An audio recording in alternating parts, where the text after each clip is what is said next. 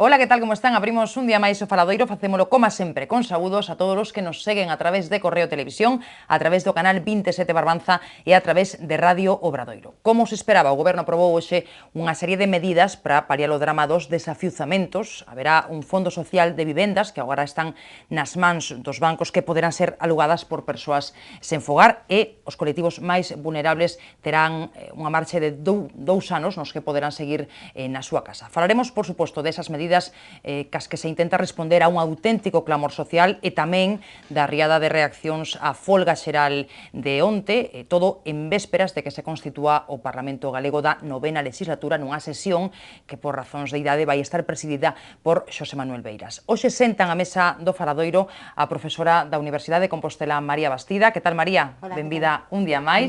O profesor de secundaria Melchor Roel. Que tal, Melchor? Hola, que tal? Benvido. E o xornalista Juan López Rico. Que tal, Juan? Hola, moi ben, tamén. Bueno, pois empezamos falando dos desafiuzamentos, un dos temas da semana xunto ca folga xeral. O Goberno utilizará pisos dos bancos para realizar as persoas desafiuzadas das súas vivendas. Os desaloxos serán paralizados durante 2 anos no caso de colectivos vulnerables, os que non superen os 19.000 euros anuais e que estean en situacións determinadas, por exemplo, familias numerosas que teñan menores de 3 anos ao seu cargo ou nas que haxa parados ou persoas que xa esgotaron a prestación por desemprego. Sería longo poñernos a explicar todos os requisitos que se exixen, pero o que si vos pido é unha reflexión sobre esas medidas as que, segundo o Goberno, lles van seguir outras. Serán, supoño que concordaremos, absolutamente necesarias, non, Juan? Sí, eu saludo esta decisión. Valoro tamén que o Partido Socialista e o PP negocien unha salida para este asunto, pero tamén quero salientar ahora que é un tema que xa se levou en varias ocasións, mesmo ás cámaras legislativas, e foi rexeitado por estes partidos. E tamén, nun plano máis xenérico, pois diría que é unha desgracia que os políticos vayan permanentemente por detrás da sociedade. Ten que haber unha catástrofe. Recentemente estamos co asunto do Prestige. Ten que haber unha catástrofe para que reaccionen os políticos. Ten que haber unha catástrofe tamén con desafuizamentos para que os políticos reaccionen cando se estaban aplicando leis de principios do século pasado. Valoración positiva de que aborden o asunto. Penso que de momento aínda a cousa non está abordada na súa totalidade, pero é lóxico os políticos que espabilen, que a sociedade vai por diante deles. Melchor e María, como ven iso de que os políticos van por detrás da sociedade? A ver. Creo que van tan por detrás que nos miramos de vez en cando, non vai a ser que nos caia un golpe, non? De feito, eu creo que é o relato dos últimos 7 anos neste país. Que o que sucede? Pois que evidentemente nos temos que darnos conta que a sociedade pois tamén ten un papel importante a hora de xogar de que era o que estaba pasando no seu momento, quero dicir, todo o que foi a burbulla inmobiliaria, bueno, pois non nos tivo como actores pasivos, non? Pero iso non quere dicir que teñamos que ser digamos, os peleles que leven todos os golpes e en casos moi concretos pois que chegan incluso hasta situacións lamentables como a que levou a que isto se empece a tratar no Parlamento de maneira seria. E digo o outro porque parece que sempre nos esquecemos que de unha maneira ou doutra, por desgracia, participamos todos, non? Eso non significa que se incumpla unha lei que eu creo que é boa, que é unha lei que ademais é unha lei do mercado, que eu non son moi fan, pero creo que é boa, que quen invirte se ten que arriscar. E aquí os únicos que invirten sen arriscarse son os bancos. E invertiron en persoas as que lles prestaron cartos a un baixo interés, pero coa seguridade que sempre iban a recoller o que invertían pasase o que pasase, e iso non pasa en ningunha esfera dos negocios privados. É dicir, se ti invirtes e vai mal o negocio, tens que asumir unhas perdas. Para que se me entenda, se ten que traducir en quitas e se ten que traducir en que os bancos teñen que fluxar e recoñecer que a situación se ten que levar a recuperar menos cartos dos que invertiron nun inicio. María, concordas? Sí, claro, eu penso que isto é un tema onde difícil é non concordar, non? Eu penso, non obstante, que hai que distinguir, o que debe de distinguirse dous problemas que están moi relacionados, pero que non son o mesmo. Por un lado está o tema hipotecario, esa lei de principios de século da que falaba a aquí compañeiro, por outro lado está o tema dos desafiuzamentos. Eso é o que hai que solucionar, o que debe ser solucionado, o que están tentando solucionar máis urgentemente, non? Eu entendo, penso que é obvio que é un drama social, é obvio que é unha problemática social a que temos que dar resposta a todos, a que todos buscamos resposta, porque penso tamén aí que si están moi a remolque, de feito penso que a sociedade civil por primeira vez si está moi fortemente articulada, non hai ningún cable solto entre comiñas, non? E si deu resposta a este problema moito antes, dende logo, que a política, e xa non digamos que outros asentes implicados, non? Aquí o máis lamentable é que a diferencia entre ese drama social, esa vida, a diferencia entre unha vida digna e outro tipo de vida, estamos a falar a veces de 3.000, 6.000 euros, que en relación co montante das débedas é unha cantidade prácticamente irrisoria en relación, insisto, co que se debe, non? Entón, por suposto que hai alternativas, non? Hai alquileres, hai carencias, hai suspensión de tramos, hai quitas, como ben dicía Melchor. Entón, en definitiva, do que se está a falar é dunha cuestión de negociación. Entón, agora vamos a outra parte. Quen ten que negociar? Ten que negociar a banca, unha banca que entre todos estamos apuntalando, que entre todos estamos sostindo, e que non se permite o luxo de ser absolutamente inflexible e absolutamente insensible.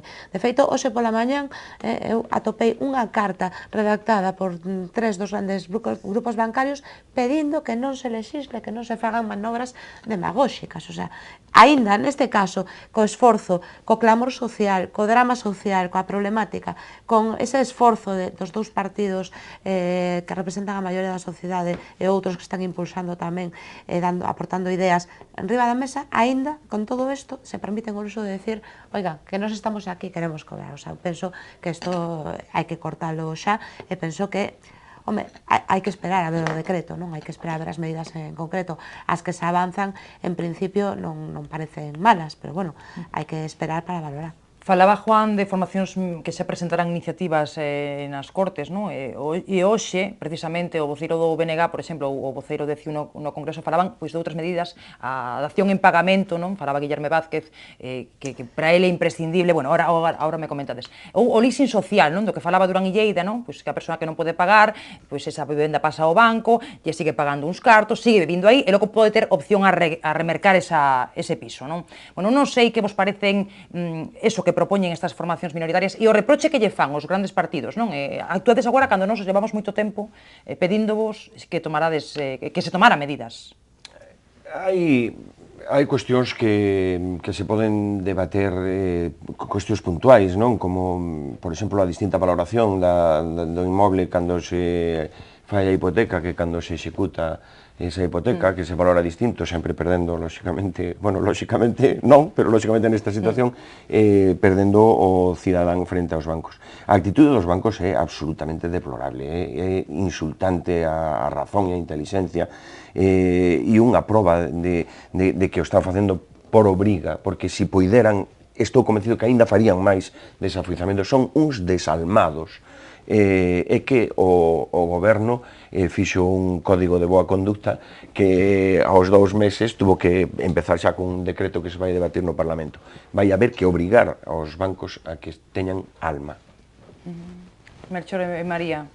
Vamos a ver, en relación coas distintas iniciativas, eu que si quero deixar ben claro é que, na miña opinión, a dación en pago non soluciona o problema. É dicir, eso soluciona outro problema. É dicir, que aquí falamos do máis urxente, o máis inmediato, que é esa xente, esas familias que están quedando na rúa. Penso, así o dixen, levo tempo dicindo, que tamén esta solución adolece, na miña opinión, dun fallo básico, que é que omite os alquileres. Non sei se empezaremos a ter, o sea, tan desgraciado é quen se queda na rúa porque non pode pagar a súa hipoteca como quen non pode pagar o alquiler. Entón, penso que iso tamén haberá que abordalo no seu momento. Agora, ben, a dación en pago, obviamente, o que non é de recibo que ti pagues, devolvas a casa, que o banco quede coa túa casa e a subaste, encima teñas unha débeda que arrastras o resto da túa vida. É dicir, esa xente xa non vai ter oportunidades de facer unha vida cómoda, moi probablemente, salvo que lle toca a lotería ou algo similar, na súa vida. Eso é unha losa que obviamente non é de recibo. Entón, a dación en pago soluciona outro problema, pero non este dos desafiuzamentos. Por outra parte, é normal que se fagan reproches aos grandes partidos. O Partido Socialista leva 7-8 anos no poder e non fixo absolutamente nada. E máis, eu hoxe pola mañá manexei unha portada do ano 2008 de cando Carme Chacón era ministra de Vivenda, que dicía, o titular era que íbanse inaugurar, prometía 6 xulgados, 6 ou outros, xa non lembro, xulgados novos en Madrid para agilizar os desahucios, os desafiuzamentos. Entón, é normal que se lle fagan reproches, non? O mesmo reproche que lle fago eu a calquera dos partidos, neste caso concreto, a portavoz, a voceira do Partido Socialista, cando ante a primeira sesión de encontro para tentar unha solución, o primeiro que di é que o Partido Socialista está empuxando para tratar... Non, isto non é unha cuestión de logros políticos ni de apuntarse o tanto, aquí hai que solucionar. E o mesmo reproche, xa con isto remato, como dixen antes, hai un problema que é a hipoteca e hai outro problema que é o desafiuzamento. Hai que solucionar primeiro isto, un problema como a lei hipotecaria, que penso, teño entendido que toca polo menos 5 disposicións legais colaterais, non se pode solucionar nunha semana, que é o que quere facer o Partido Socialista, que é un punto de bloqueo do Partido Socialista na negociación, e que tivo 7 anos para facelo. A ver, Melchor, antes de pasar a outro asunto. Bueno, creo que xa está máis ou menos todo dito, non? A verdade é que as outras propostas que hai dende partidos que non son tan mayoritarios non son tan descabelladas, pero apuntan unha solución máis xeral.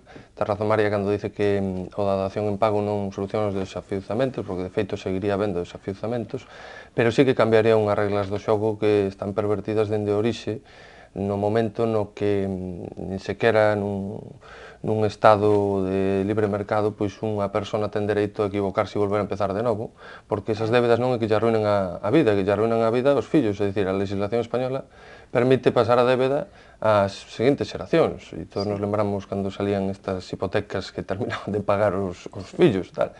O sea, eu creo que é unha lousa sobre as persoas, sobre a capacidade de regeneración das economías familiares e sobre a posibilidade, bueno, pois de ter unha sociedade civil activa a nivel económico, porque vai estar cunha débeda o resto da súa vida, e el e os seus fillos, non?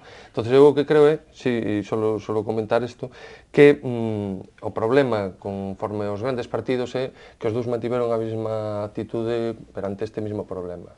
O que comentaba María é verdad, igual que é verdad que cando se lle preguntou a Álvarez Cascos cando estaba o Partido Popular con maioría absoluta polo 2002 sobre o crecente endebedamento das persoas e a gran compra de pisos, a resposta foi que se compraba porque había cartos, non? E tamén se ve en cales foron as manijas que se tocaron a hora de intentar solucionar esta crisis económica. Primeiro se foi as reformas laborales, os dous grandes partidos, e despois foi cando se intentou facer unha tímida reforma financiera que ao final houbo que refacer 4 ou 5 veces hasta que deron os resultados que deron. É dicir, os miuras non se lles toca hasta que non hai máis remedio, non? Todos con brevidade, que temos que pasar a outro asunto. A ver, bueno, Juan me pedía, María... Bueno, eu simplemente apuntar que este asunto dos desafiuzamentos e dos problemas das hipotecas e todo isto hai que velo nun marco global da situación económica.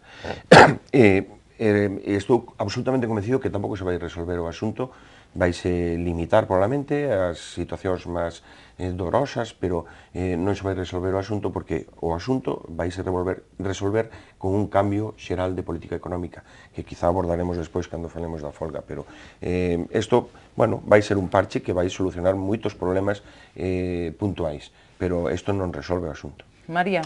Sí, simplemente 3 breves apuntamentos, non en relación con cousas que se dixeron aquí. En relación coa problemática do desafiuzamento e da familia que queda na rúa, tamén me gustaría resaltar que en moitas ocasións é prácticamente como parchís, é dicir, o banco puntúa 1 e tira de 20, non? Porque cantos avós, cantas nais e pais que avalan o seu fillo ou filla para unha hipoteca, resulta que agora o banco non solamente engulle unha das casas, senón outra, van todos á rúa. É dicir, a problemática está multiplicada. Gustaríame destacar, porque o vi no antes, falei do papel da sociedade civil, de como todos nos articulamos na solución desta problemática, e gustaríame destacar, porque penso que de xustiza, valga a redundancia polo que vou a decir, destacar tamén a labor, aínda que forman parte tamén da sociedade civil, de abogados e xuíces, porque penso que a súa acción, a súa actuación ten sido moi determinante, desde logo pioneira, moi determinante e moi firme na búsqueda da solución dun problema desta índole, non? E finalmente, sen ánimo de excusar a Álvarez Cascos, penso que tamén hai que poñer outra cousa en riba da mesa, non? Porque estamos demasiado acostumados a oír falar desto de que vivimos por enriba das nosas posibilidades, vivimos tal. Ben, efectivamente no ano 2002 había máis cartos, non? Eso entronca con... Aquí, neste país hai unha tradición de compra, de adquisición de vivenda antes que de alugueiro.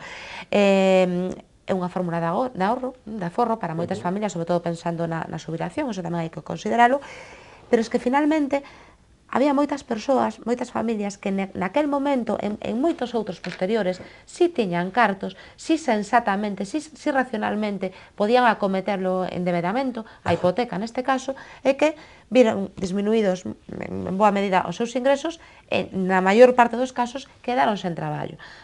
Entón, efectivamente, ao mellor o contexto económico, efectivamente, todas as decisións hai que consideralas e hai que tomalas nun contexto determinado.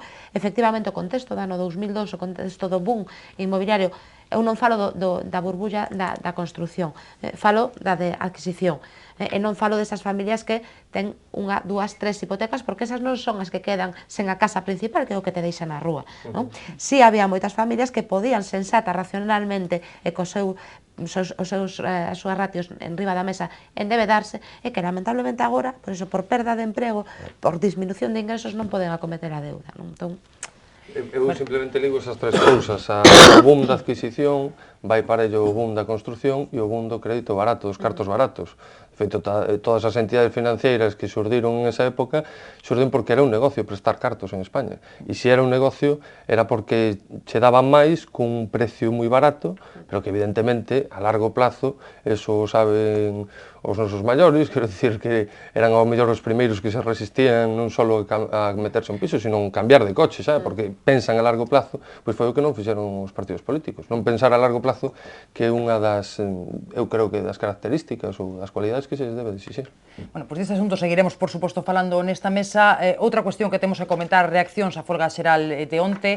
O Goberno dicía hoxe, vai continuar cas súas políticas de axuste. Por salientar algunha reacción a de Núñez Feijóo, que lle parece un esperpento a participación do PSOE no paro, a do voceiro do PP no Congreso, que di que os sindicatos deben reflexionar por que cada vez teñen menos apoio neste tipo de iniciativas, ou as propias organizacións sindicais que din que a folga marca un antes e un despois e auguran máis se non hai cambio de rumbo, que en principio non a vai haber. Eu pido vos reflexión, éxito ou fracaso a folga de onte. Sei que algún afixo e outro non na mesa, así que, pois diredes. Porque nos obrigas, pero a mí non me gustaría ter que contestar a esa pregunta así.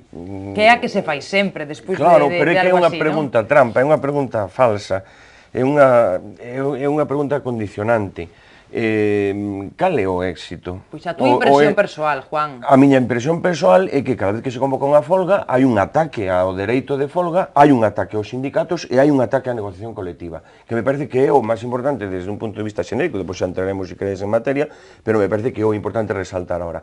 A folga é un dereito fundamental.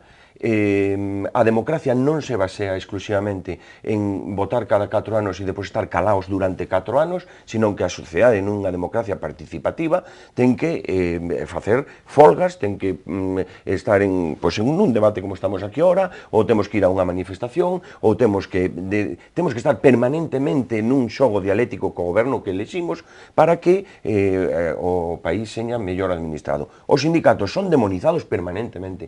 Cada vez que hai unha folga deste tipo, os sindicatos están na picota. Os sindicatos son un elemento fundamental de defensa dos traballadores nunha relación absolutamente desigual entre o patronal e o traballador e a negociación colectiva. A negociación individual é sempre a imposición do patrón sobre o traballador. A negociación colectiva é unha salvaguarda mínima para amparar ao traballador frente ao que ten unha posición dominante que é a patronal. Estes tres aspectos de defender o dereito fundamental da folga, de defender o papel fundamental tamén na democracia dos sindicatos e de defender a negociación colectiva, me parece que é o básico, e a partir de aí, bueno, que é un éxito dunha folga? A folga, eu concordo co PP e co goberno de que a folga non resolve a crise. Por suposto, a folga non se iba a pensar que o día seguinte da folga estaba resolta a crise. A folga é unha parte máis desa presión social, dese empuxe que hai que decirle o goberno está lo facendo mal. E máxime cando hai unhas eleccións tan recentes onde se gana por mañera absoluta e o programa que aplica ese partido é o contrario do que decía na campaña. Así, a bote pronto e... Bueno, non está mal para empezar, que xa está María apuntando moitas cousas que quere dicir, así que adiante. Cousas que as que non concordas, imagino, non? Pois dende que me empezou a falar ata o final, penso que podería, se me poñes o vídeo, vouche... Non, vamos a ver. Tamén cuestionaría o concepto de éxito, non? Estas lecturas fanse sempre o día seguinte, normalmente en relación co número de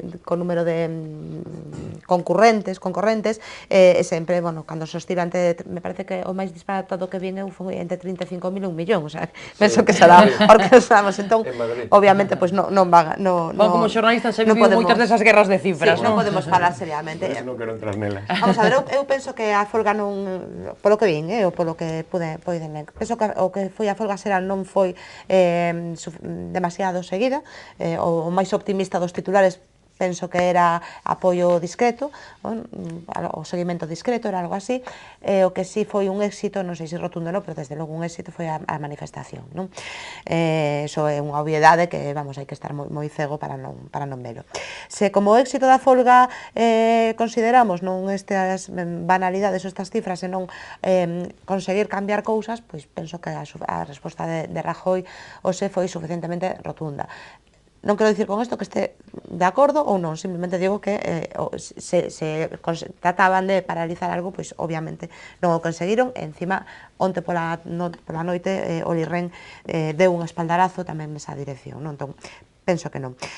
Aquí falábase dun ataque ao dereito de folga, dereito da liberdade sindical, a liberdade da ciudadanía. Eu penso que tamén hai algo, non vendría ademais facer algo de autocrítica, penso que tamén hai algún tipo de ataque á liberdade de non exercer o dereito de folga, porque bueno, porque imaxes vemos todos e cousas tamén lemos todos, non?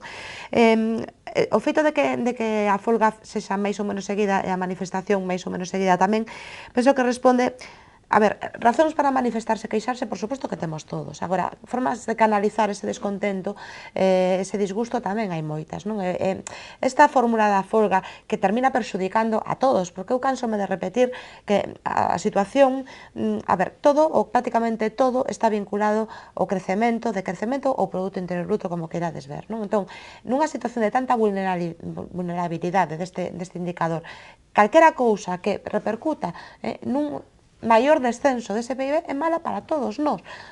Entón, obviamente, o fin non justifica o medio. Por tanto, penso que esa forma de canalizar o descontento está errada. É máis, un pouco máis alá. Penso que responde a un contexto socioeconómico.